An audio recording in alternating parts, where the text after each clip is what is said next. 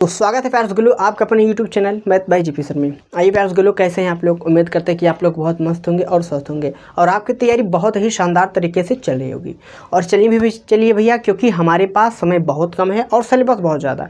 तो आइए इसी के साथ, अगर आपने पिछली वीडियो देखा है तो ज़रूर देख लीजिए, क्योंकि हमने 4.1 4.2 एकदम ढंग से क्लियर कर लिया। मैं आज इस वीडियो में देखूंगा मूलों की प्रकृति। तो यानी कि आज का जो हमारा वीडियो है मूलों की प्रकृति पे होगा। इसके बाद कुछ एग्जाम्पल, यानी कि आप देख सकते हैं 4.3 के जितने भी एग्जाम्पल हैं, एग्जाम्पल और परिचय में हम थोड़ा सा आ जाएंगे। तो आइए सबसे पहले हम समझते हैं कि मूलों की प्रकृति में हमें क्या क्या चाहिए, क्या क्या मूलों की प्रकृति में हम देखेंगे। तो देखिए, यहाँ पर सबसे पहले हम यहाँ पर एक फॉर्मूला देखेंगे। अभी तक तो हमने जो भी पढ़ा था, एक बात हमने आपको बताई थी कि द्विघात का जो मानक रूप होता है, द्विघात समीकरण का जो मानक रूप हमने आपको बताया था, वो हमने आपको बताया था मानक रूप हमने आपको बताया था ना कि मानक रूप एक हमने बताया था पहले ही लेक्चर जब हमने फर्स्ट स्टार्टिंग किया था, तो हमने बताया था कि द्विघात का मानक रूप क्या होता है। ये हमने बताया था कि ax² प्लस के bx प्लस के c बराबर में 0, इसको हमने बताया था। तो अब साथियों देखिए, यहाँ पर हम आपसे क्या बात करने वाले हैं कि जो हमने आपको मानक रूप बताया था, क्या मानक रूप था कि ax² plus bx plus c बराबर 0। यहाँ पर हमें 2-3 बात सीखनी है। क्या बात सीखनी है? सबसे पहला तो यहाँ से हमने आपको बताया था कि x² का गुणांक a हो जाएगा, x का गुणांक c हो जाएगा, और c क्या है? एक अचर पद है। ठीक है, a b c एक अचर मान होते हैं। तो हमने इन सब पे चर्चा कर लिया है। अब हम आपके सामने यहाँ बात करते हैं कि हमें एक फॉर्मूला देखना पड़ेगा, जिस फॉर्मूले का नाम होता है श्रीधरा 4 का एक फॉर्मूला होता है जो कि बहुत रोल करेगा। वो होता है x बराबर माइनस के b प्लस माइनस रूट में b² माइनस के 4ac अपान में 2a। ये मोस्ट इंपॉर्टेंट फार्मूला है। मैं आपको बताऊंगा कि फार्मूला कहाँ से आया। देखिए, ये फार्मूला हमारा बना है इसके मानक रूप से। यानी अगर इस मानक रूप को हम क्या करेंगे, ज़्यादा हमें फार्मूले को तो डिराइव नहीं करना, यानी केवल हमें फार्मूले को रट लेना है और हमें यह नहीं करना कि चलिए फार्मूले को सिद्ध करें। तो केवल हमें क्या करना है, फार्मूले को रट लेना है। फार्मूला आया कहाँ से, मैं ये भी बता देता हूँ। द्विघात समीकरण का जो मानक रूप होता है ना, ax² plus bx plus c बराबर 0, यहाँ से आया। कैसे आया? आपने देखा होगा, आपके सिलेबस से तो कट गया है। द्विघात को करने का एक पूर्ण वर्ग विधि हुआ करता था नियम। तो पूर्ण वर्ग विधि जब इनको हम करेंगे, x² का गुणांक 1 बनाएंगे और x का गुणांक आधा करके जोड़ेंगे और घटाएंगे, तो इस पैटर्न की करने के बाद तो जाके हमारा ये आ जाता है, हमारा जो है ये क्या, श्रीधरा 4 का फॉर्मूला तब आ जाता है। लेकिन कैसे आ जाता है ज़रा ध्यान दीजिएगा। हम इस फार्मूले को हम अगर लाना चाहें तो हमें क्या करना होगा, पूर्ण वर्ग विधि हमें क्या करना होगा, हमें इसे हल करना होगा। तो भाई ठीक है, अगर आप चाहते हैं कि श्रीधरा 4 विधि का जो भी फॉर्मूला है इसका आप चाहते हैं प्रूफ, तो आप कमेंट कीजिएगा। अगर आप वीडियो पे कमेंट करते हैं, वीडियो को शेयर करते हैं, तो मैं इसका प्रूफ करवा दूंगा। तो आप लोग इसे कमेंट जरूर कीजिएगा। अच्छा, आइए अब यहाँ पर हमें सीखना क्या है। अभी तक तो हमने क्या किया था कि हमारे पास नॉर्मल कोई समीकरण दिया रहता था, जैसे कि 2x² प्लस के 5x प्लस के समथिंग 7 दे दिया बराबर 0। तो हम क्या करते थे, इसको फैक्टर बनाते थे, और फैक्टर बनाने के बाद क्या करते थे, इनको कुछ फैक्टर आता था, उनको जोड़ते घटाते थे, गुणा करते थे, कुछ आता था, जोड़ घटा के काम बना लेते थे। लेकिन अब यहाँ पर हम क्या करेंगे, पहले तो हम इन समीकरण का अस्तित्व चेक करेंगे। तो अस्तित्व चेक करने से पहले हमें यहाँ पर एक बात बड़ा ध्यान से सीखना होगा। ये साथियों, अब हम क्या करते हैं, सबसे पहले हम समझ लेते हैं कि देखिए, हमने आपको बता दिया कि जो द्विघात का मानक रूप होता है ई होता है। ये फॉर्मूला कहाँ से आया, तो द्विघात के मानक रूप से ही आया। कैसे आया, तो भैया इसको पूर्ण वर्ग विधि क्या करते हैं, हल किए गए हैं तो ही आया है। ठीक है, अब चलिए, हमने कहा अगर आपको इसका प्रूफ चाहिए तो आप इस पर 50 कमेंट कराएंगे, वीडियो को ज़्यादा से ज़्यादा शेयर करेंगे तो हम करवा देंगे। अब देखिए, हमें यहाँ पर मूलों का अस्तित्व चेक करना होगा, प्रकृति निकालना होगा। तो सबसे पहले हमें एक चीज़ पता होना चाहिए कि हमारे पास कोई मूल आ गया 4x² प्लस के 6x माइनस के 5 बराबर में 0। हमें यहाँ से सबसे पहले इसका ABC का मान निकालना होगा। तो देखिए, ABC का मान निकालेंगे कैसे, हमेशा हम क्या करेंगे, द्विघात का जो मानक रूप होता है उसी से तुलना कर देंगे। यानी ax² plus bx plus c बराबर 0 से जैसे हम करेंगे से तुलना करने पर हम इससे जैसे तुलना कर देंगे तो ज़रा आप एक बात ध्यान से देखिए, यहाँ पर दिया है एक्स स्क्वायर, यहाँ पर भी दिया है एक्स स्क्वायर। तो आप यहाँ पर एक बात बड़े ध्यान समझ सकते हैं, क्या बात समझेंगे कि एक्स स्क्वायर के पहले यानी ए का वैल्यू देखिए, एक्स स्क्वायर के पहले क्या है 4, एक्स स्क्वायर के पहले क्या है ए, तो ए का वैल्यू क्या हो जाएगा 4, और एक्स के पहले क्या है बी, तो बी के वैल्यू क्या हो जाएगा, एक्स के पहले क्या है बी के वैल्यू कितना हो जाएगा 6, और सी अकेला आता है तो सी के वैल्यू कितना हो जाएगा -5, प्लस रहता तो नहीं लेते, माइनस से इसलिए -5 ले लिए। एक और क्वेश्चन देख लेते हैं, जैसे कि हमारे पास आ गया पाई एक्स स्क्वायर प्लस के 6x माइनस के 3 बराबर में 0। अब यहाँ समझते हैं कि हम इसको ए बी सी का मान कैसे निकालेंगे।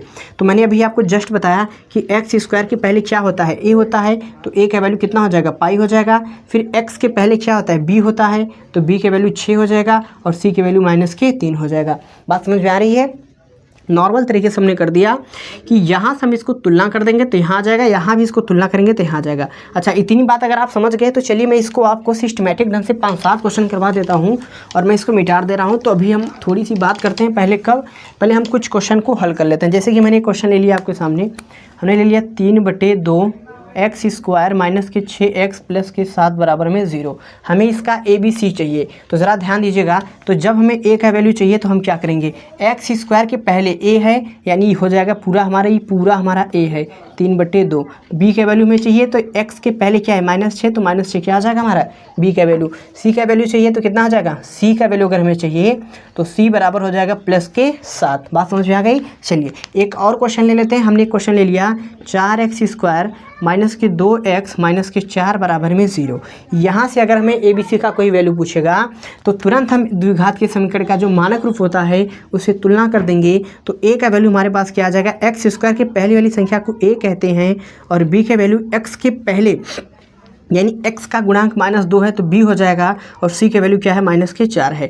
यानी इस प्रकार से हम ए बी सी का मान निकाल सकते हैं। आप चाहे जितना टफ क्वेश्चन ले लीजिए, चाहे जितना टफ क्वेश्चन ले लीजिए भैया, आपका फाइनल आंसर यही हो जाएगा। इसमें कोई शक या गुंजाइश वाली बात नहीं है। देखिए, हालांकि इतना टफ क्वेश्चन कहीं नहीं दिखेगा, लेकिन मैं आपको समझा दे रहा हूँ कि अगर आपसे कोई यहाँ से ए बी सी का मान पूछे तो सबसे पहले आपको क्या ध्यान देना है। देखिए, यहाँ पर द्विघात था, यहाँ पर था, ठीक है, कोई दिक्कत नहीं। यहाँ चेक कर लेनी है कि क्या ये द्विघात है कि नहीं, तो बिल्कुल है। इसकी अधिकतम पावर कितनी है, 2 है, ठीक है। ये सब द्विघात थे, सब द्विघात थे। अब आइए यहाँ से हम ए बी सी का मान निकालेंगे। तो देखिए, ए का वैल्यू हमारे पास 5/2 हो जाएगा, और बी का वैल्यू हमारे पास क्या हो जाएगा, आप कई बार कर चुके हैं, यानी बी एक्स के पहले बी होता है तो -5/2 हो जाएगा, और सी के वैल्यू हमारे पास क्या हो जाएगा 7। बहुत नॉर्मल तरीके से हमने इसको बना दिया। और भी एग्जाम्पल आप ले सकते हैं, जितना आपकी इच्छा हो एग्जाम्पल। यानी इस क्वेश्चन में एक बात तो बहुत फिक्स है, एक क्वेश्चन में, यानी इस क्वेश्चन में एक बात तो फिक्स है। वो बात क्या है मेरे भाई, देखिए, आप जब भी आपसे ए बी सी का मान कहेगा आप इससे तुलना कर देंगे तो ए का वैल्यू 6 हो जाएगा, बी के वैल्यू -7 हो जाएगा, और सी के वैल्यू प्लस के 12 हो जाएगा। यानी इस प्रकार से आप किन्हीं भी क्वेश्चन का ए बी सी बड़े आराम से फाइंड कर सकते हैं, निकाल सकते हैं। यहाँ तक कोई दिक्कत आई कि नहीं, आप लोग ज़रूर बताएं। अगर कोई दिक्कत आई तो कमेंट करिएगा, हम कमेंट का रिप्लाई तुरंत देते हैं और आपके क्वेश्चन का जवाब देना चाहेंगे, ठीक है। चलिए अब हम आगे बढ़ जाते हैं, तो फटाफट आप इनको देख लीजिए और समझ लीजिए। अब यहाँ पर हमें एक बात और सीखना होगा, और कौन सी बात है, कैसी बात है, आइए हम उस पर चर्चा कर लेते हैं। तो आइए सबसे पहले मैं आपको एक बात बता देता हूं। क्या आपने ये बात समझ लिया, ठीक है। मैं अब इसको हटा देता हूं, मैं इसको हटा दे रहा हूं भैया, क्योंकि वाइट बोर्ड है, थोड़ा हटाना पड़ता है, ठीक है। अब मैं आपके सामने 2-3 बात लिखूंगा, जो मैंने आपको 3 बात यहाँ लिखा दिया, और ये 3 बात से ही हम क्वेश्चन करेंगे। एक बात यहाँ पर ध्यान दीजिएगा, इन्होंने कहा कि 2 भिन्न वास्तविक मूल होते हैं यदि b² - 4ac का मान 0 से क्या आ जाए, कह रहा है ना, ई वैल्यू छोटा हो जाए 0 बड़ा हो जाए, ठीक है। 2 बराबर वास्तविक मूल होते हैं यदि b² - 4ac का वैल्यू 0 हो जाए। यदि एक बात और कहा, कोई वास्तविक मूल नहीं होता कब, यदि b² - 4ac का वैल्यू क्या हो जाए, 0 से छोटा हो जाए। यानी एक बात हम याद रखेंगे यहाँ पर कि विवितकर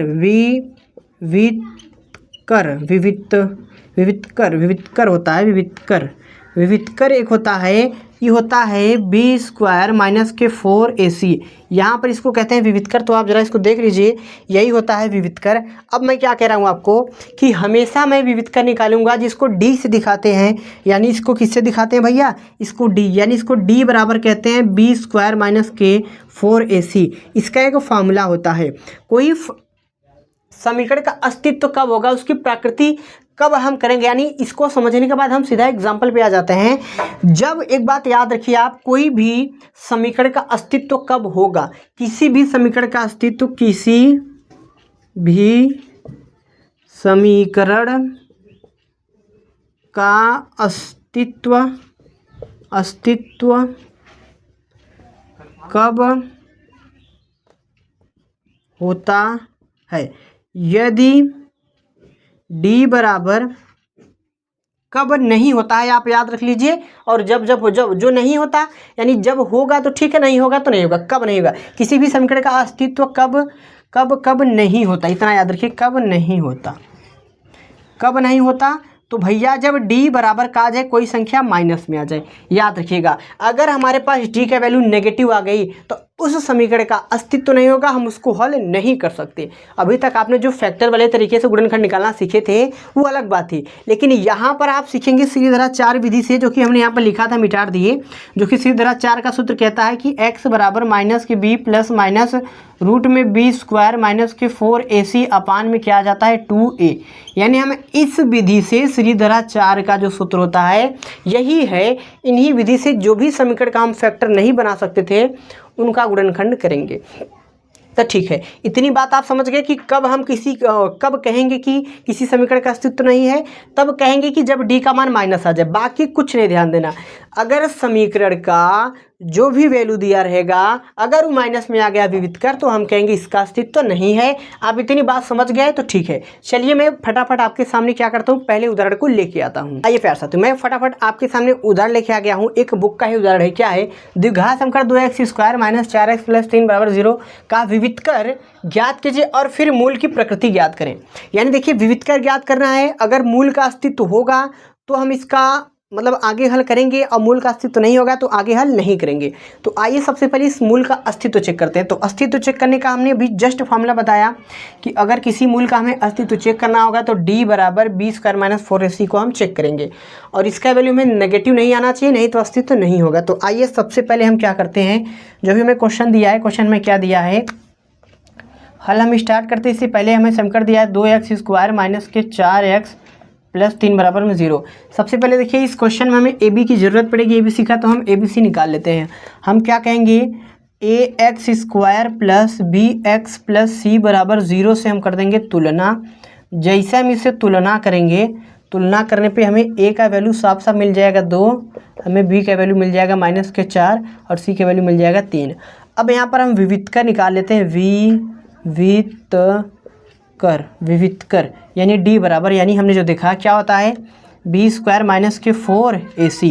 तो v का वैल्यू हमारे पास कितना दिया है, माइनस के 4 का स्क्वायर माइनस के 4 गुणे a का वैल्यू कितना दिया है 2 और c का वैल्यू कितना दिया है 3।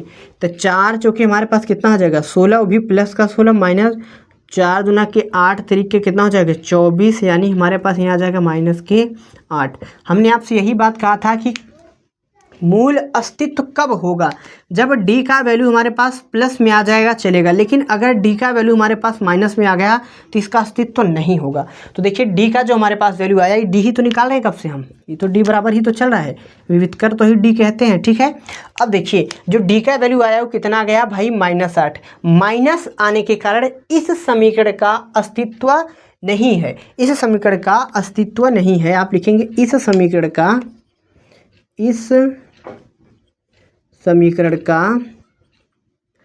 अस्तित्व नहीं है, अतः इसका हल संभव नहीं है, इसका हल संभव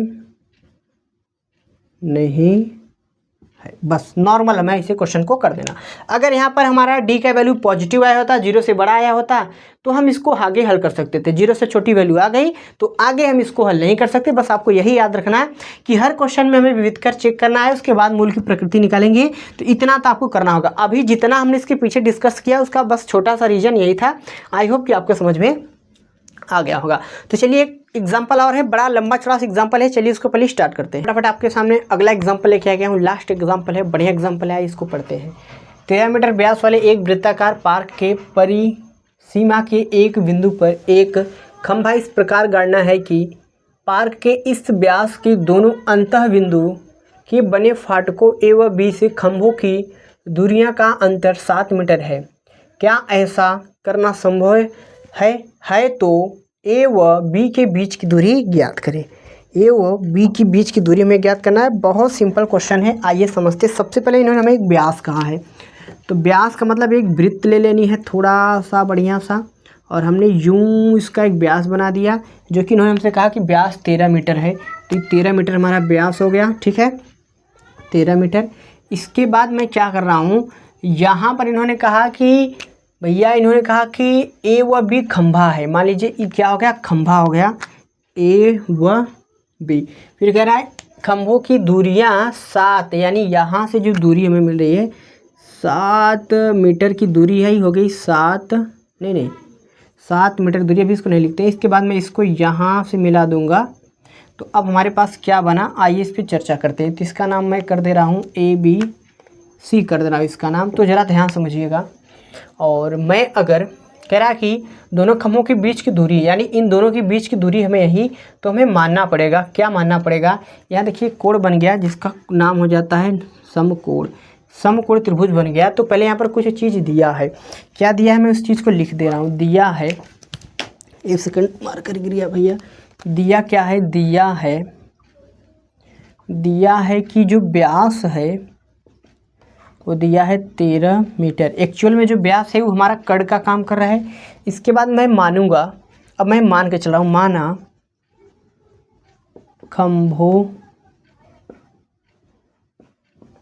खंभा बी की दूरी बराबर मैं मान ले रहा हूँ x मीटर। खंभा बी की दूरी यानी यहाँ से यही हो गया x मीटर। तो अगला कह रहा है ए व बी के खंभों के बीच की दूरी का अंतर 7 है, यानी आ जाएगा ये x प्लस के 7 आ जाएगा। कुछ सोचने की ज़रूरत नहीं है। तो अब इसको हम क्या करेंगे भैया, अब हमें चूँकि त्रिभुज ABC में एक बात बड़े अच्छे से हम देख सकते हैं कि कोण BCA बराबर कितना है, 90 डिग्री। ये बात को हम यहाँ लिख देते हैं। इसमें हम पाइथागोरस प्रमेय लगा देते हैं। पाइथागोरस प्रमेय तो क्या हो जाएगा, BC का स्क्वायर प्लस AC का स्क्वायर बराबर में AB का स्क्वायर। हमारे पास सब जगह का वैल्यू रख देते हैं। तो BC है x का स्क्वायर प्लस यहाँ पर है x प्लस 7 का होल स्क्वायर बराबर में 13 का स्क्वायर। तो x का स्क्वायर तो x स्क्वायर हो जाएगा, इसका हो जाएगा x स्क्वायर प्लस 7×7 प्लस 7 गुना के 14x बराबर में 169। नॉर्मल हमने a प्लस बी का होल स्क्वायर लगा दिया। अब देखिए ध्यान से क्या करना है, कुछ बात को इन दोनों के तो जोड़ लेते हैं पहले। एक एक्स स्क्वायर मिल के 2x स्क्वायर, और इस पार्ट को मैं उधर कर देता हूँ। तो फाइनल क्या बन जाएगा, प्लस के 14x बराबर 169 माइनस 49। तो फाइनल में जो बनेगा हमारे पास वो क्या बनेगा, 2x स्क्वायर प्लस के 14x बराबर में, इसको घटाएंगे तो 9 9 0 120 बन गया। अब इस पार्ट को मैं क्या कर दे रहा हूँ, इस पार्ट को मैं इधर ले रहा हूँ। तो इस पार्ट को मैं इधर करूँगा तो 2x स्क्वायर प्लस के 14x माइनस 120 बराबर में क्या हो जाएगा 0। अब हम यहाँ से ABC का मान निकाल लेते हैं। तो इससे तुलना कर देंगे तो A का वैल्यू हमारे पास 2 आ जाएगा, B का वैल्यू 14 आ जाएगा और C का वैल्यू माइनस के 120 आ जाएगा। चूँकि इन्होंने हमसे क्या कहा, हमें पहले इसका अस्तित्व चेक करना होगा। तो मैं इसका अस्तित्व आपके सामने यहाँ चेक कर दे रहा हूँ। D बराबर B स्क्वायर हम जानते हैं क्या, B स्क्वायर माइनस के 4AC। तो देखिए हमारे पास यहाँ पर वैल्यू दिया है, तो B का वैल्यू मैं रख दूँगा क्या, 14 का स्क्वायर माइनस के 4 गुणे A का वैल्यू 2 है और C का वैल्यू है माइनस 120। तो 196 माइनस माइनस क्या हो जाएगा, प्लस हो जाएगा। 4 दूना के 8, या तो ऐसा कर लीजिए 12 8 96, सीधा कर दे रहे हैं हम। 4 दूना के 8, 12 8 96 हो जाएगा, 96 960। और इसको जोड़ लेंगे तो फाइनल हमारे पास जो भी आएगा, देखिए हमारे पास जो भी बनेगा ये होगा ना। देखिए 4 दूना के 8, 12 8 96। तो यहाँ पर जो भी बनेगा D के वैल्यू हमारे पास प्लस में ही आएगा, ये बात तो फिक्स है। तो अब मैं इसको क्या कर रहा हूँ, विविध कर चेक कर लिया, मैं इसको हटा दे रहा हूँ, हमारे पास जगह नहीं है, मैं इसको हटा दे रहा हूँ क्योंकि अभी हमें आगे ज़रूरत पड़ेगी। तो आइए मैं यहाँ पर श्रीधरा 4 का जो फॉर्मूला होता है फॉर्मूले को लगा देता हूँ। श्रीधरा 4 का जो सूत्र होता है x बराबर माइनस के b प्लस माइनस रूट में बी स्क्वायर माइनस के 4ac अपान में 2a। थोड़ी सी गड़बड़ एक बात हो गई क्या कि हमें इसकी वैल्यू निकाल लेनी चाहिए था, थोड़ा आसान हो जाता, लेकिन जगह नहीं था इसलिए हमने मिटा दिया। ठीक है, अब आराम आराम से वैल्यू को रख देते हैं और वैल्यू को रखने के बाद इनको हल करने का प्रयास करेंगे। हम चाहें तो यहाँ से 2 कॉमन भी ले सकते थे, ऐसी कोई बात नहीं थी। 2 कॉमन लेके किए होते तो थोड़ा सा सिंपल हो जाता हमारे लिए क्वेश्चन। ऐसा करिए 2 कॉमन ही ले लेगा, क्योंकि खामखा क्वेश्चन में इतना ज़्यादा टफ क्यों बनाए, क्वेश्चन को ज़्यादा टफ बनाने से क्या मतलब है। ऐसा करते हैं, मैं थोड़ी सी एक बात बैक जाता हूँ और मैं यहाँ से कॉमन ले लेता हूँ। देखिए कॉमन लेने से कुछ बात हमें क्लियर हो रही है कि कैलकुलेशन सिंपल हो जाएगा। 2x स्क्वायर प्लस की 7x बराबर में 120 है, तो काटेंगे आप तो 60 हो जाएगा। x स्क्वायर प्लस के 7x बराबर 60 चल रहा है, कितना सिंपल हो गया। इसको इधर कर देते हैं। x स्क्वायर प्लस के 7x माइनस के 60 बराबर में 0। फिर दराचार विधि से कर देना है तो सीधा a का वैल्यू 1 आ जाएगा, b का वैल्यू आ जाएगा 7, c का वैल्यू आ जाएगा माइनस के 60। अभी हमने जस्ट पीछे बताया कि x स्क्वायर का गुणांक कुछ नहीं तो 1 हो गया, x का गुणांक 7 हो गया और c का गुणांक माइनस के 60 हो गया। अब इसको सीधाचार विधि जो फॉर्मूला होता है रख देते हैं। x बराबर माइनस के b प्लस माइनस रूट में b स्क्वायर माइनस के 4ac अपान में 2a। वैल्यू को यहाँ जमा देते हैं, तो वैल्यू को जमाएंगे तो x बराबर में माइनस के 7 प्लस माइनस रूट में b मतलब 7 का स्क्वायर माइनस के 4 गुणे a का मतलब 1 गुणे c का मतलब माइनस के 60 बटे 2a बोले तो 1। और यहाँ पर दिखाई तो नहीं दे रहा होगा तो इसको यहाँ कर देते हैं। x बराबर में माइनस के 7 प्लस माइनस रूट में यहाँ पर 7 7 49 हो जाएगा, माइनस के 4 1 का 4 माइनस माइनस प्लस हो जाएगा, ये प्लस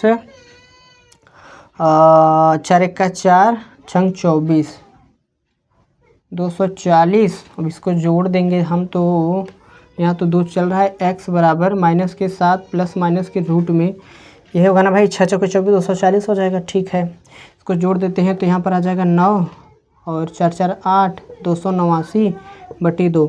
तो इसको वर्गमूल से बाहर लेंगे तो x बराबर माइनस के 7 प्लस माइनस के 17 बटा 2।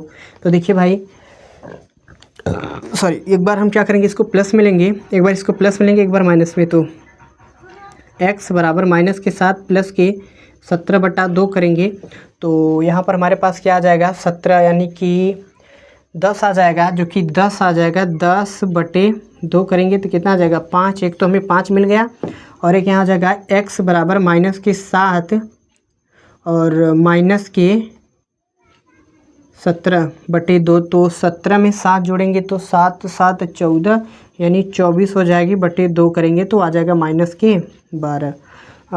माइनस के 12 नहीं माइनस के 12 ही होगा, माइनस के 12 हो जाएगा हमारे पास। तो फाइनल आप इसको देख सकते हैं, ई रहा हमारे पास इसका 2 फैक्टर। बड़े आराम से सावधानी पूर्वक से आप इसको देख सकते हैं, ऐसा कुछ नहीं कि जो हमने यहाँ पर अलग से किया हो। तो इस प्रकार से सीढ़ीधराचार्य विधि का जो फॉर्मूला होता है, हमारे पास 2 वैल्यू आ गया, एक तो इधर आ गया एक इधर। क्यों आ गया? क्योंकि x का गुणांक जो था इस प्रकार, आप चाहें तो नॉर्मल तरीके से इसको बना सकते थे 12 पंजे 60 और आराम से इसको गुणनखंड करेंगे तो आपके पास वैल्यू यही आएगा। तो इस प्रकार से क्वेश्चन को करना था। आई होप कि आपको क्वेश्चन समझ में आ गया। अगर नहीं आया तो एक बार वीडियो आप ढंग से देख लीजिएगा, अगर फिर भी नहीं आया तो फिर आप एक बार ढंग से रिवीजन कर लीजिएगा, फिर कमेंट कीजिएगा, फिर एक बार फिर से हम इन्हीं को एकदम बेहतरीन बनाने का प्रयास करेंगे। तो चलिए मेरे प्यार साथी, मेरे प्यार दोस्त, अगर आपको वीडियो पसंद आया तो वीडियो को लाइक कर दीजिएगा, चैनल पर नए हैं तो चैनल को सब्सक्राइब कर दीजिएगा। तो चलिए मेरे दोस्त मेरे भाई, मिलते हैं आपके साथ नेक्स्ट धमाकेदार वीडियो के साथ।